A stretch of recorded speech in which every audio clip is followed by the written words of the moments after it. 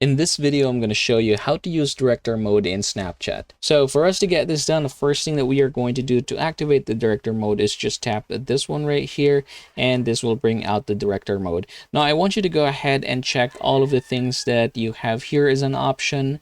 Yep, it's going to change when we're going to click the director mode, so I'm going to do that one.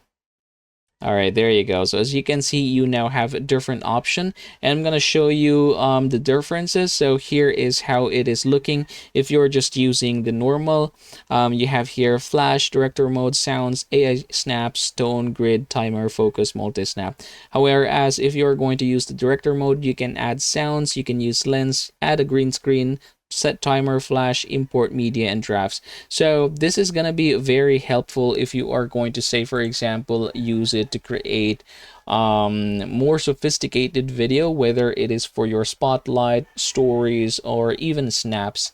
Now go ahead and try to explore different options that you have here. Again, this is the lens. You can go ahead and try to check out the different lenses available here.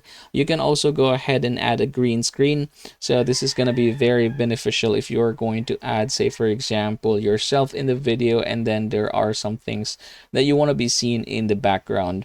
Another thing is the timer, so you can go ahead and click that over there. You can add flash if you want to. You can click this one in order for you to import from your camera roll or from your gallery.